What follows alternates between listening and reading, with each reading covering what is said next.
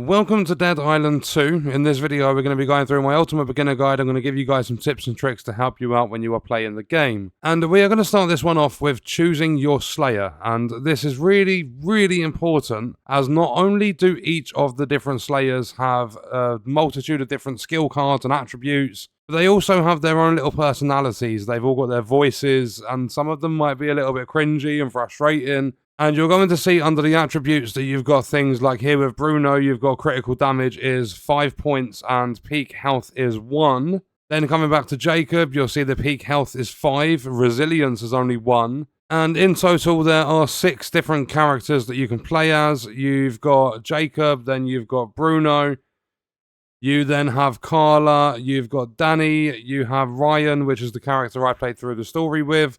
And you also have Amy. So just pay attention to the attributes, the skill cards, and I recommend picking your character that way. But it's very important to choose the right Slayer. Next up is to check your challenges. If you press back on an Xbox controller, the button that brings up a map, then if you go down to challenges, you're going to see a bunch of different categories. And then for an example, if we go into the combat challenges, you'll see here that I'm going to get 10,000 and peak health with 4 pluses if I complete 25 of the combat challenges. So always keep an eye on these challenges. You're going to get money and things like that. But on top of that, you also have zombie challenges. If you go to collectibles and you go to the Zompedia, when you're in here, you are going to have different challenges. Like here, for an example, I will reveal information about like deep in the guts. I'll get info when I kill 50 shocking walkers, and that information can be vital to understanding how to take out certain zombie types. Because, for an example, if we go along to Apex variants, you've got the Crushers, the big heavy dudes. You're going to see, for an example, under the skin, a Crusher resists explosive and is weak to bleed damage. So using a weapon that's got bleed on it can be very helpful. And it also tells you its arms and head are the most vulnerable, but its legs are very tough. So by doing challenges, not only are you going to get money and other rewards, but you'll also find out some incredibly important information about the different zombie types in the game. So make sure you're paying attention to all of your challenges.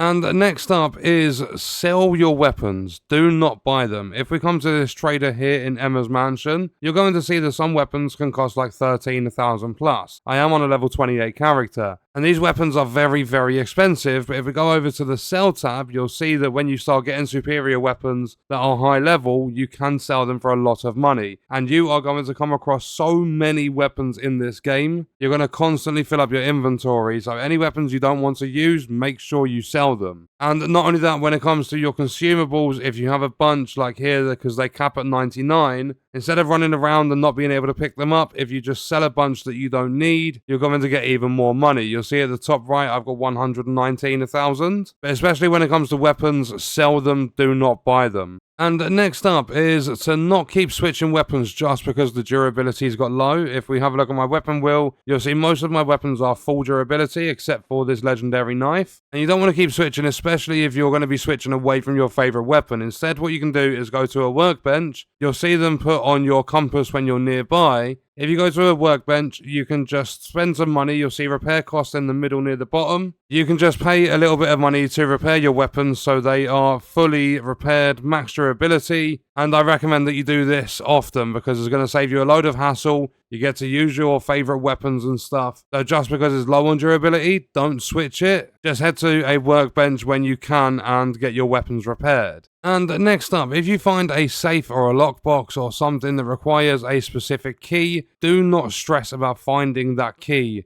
As what you're going to need to do more often than not is make more progress in the game in order to find the key. You'll be able to find them through side quests, or there'll be specific enemies, and the enemies normally like follow a sort of theme, and they're normally named. So for an example, if you need a cleaning key, the enemy's going to be a cleaner. If there's a military cache that you've got to open, you'll often have to find something like a sergeant and kill those. And looking on the map, you can find the lockboxes and stuff. You can also find fuse boxes that you can open, but don't stress about finding the keys and stuff because oftentimes you won't actually be able to find them the moment you find the lockbox. And next up is to make sure that you are exploring and looting absolutely everything. Here, for an example, we have a cooler that I can open. There's some scrap and there's also something else which I can't get the hitbox on. But over here in the corner, there's a metal crate. And yes, I'm full up on pretty much everything in this game. But all this stuff you're going to loot in Dead Island 2 is all going to be money and crafting materials and stuff. They're going to help you out. So no matter where you are in the game, make sure you are exploring.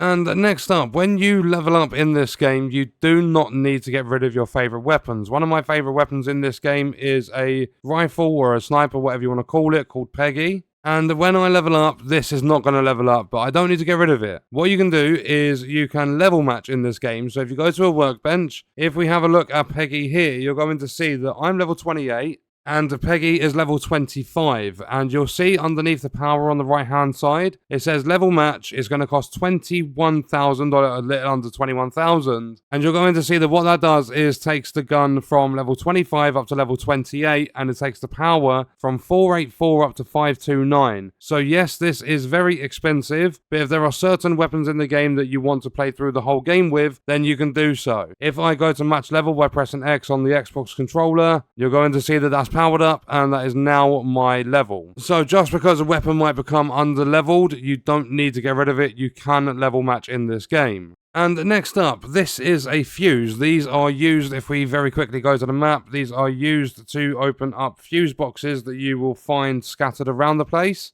Whenever you find someone in this game that is selling fuses, make sure you buy every single last one of them, as behind these doors that are locked by fuse boxes, you are going to have quite a few goodies. This guy here, his name's Carlos, you can find him in Emma's mansion in Bel Air. He is going to sell you them. They are limited stock, but the good thing is they are timed, so stock is going to refresh. He will sell you more at a later date. But every single time you come across fuses in a trader, like in a vendor or merchant, whatever you want to call them, whenever you come across them, make sure you buy every single last one of them, because you never know when they're going to come in handy.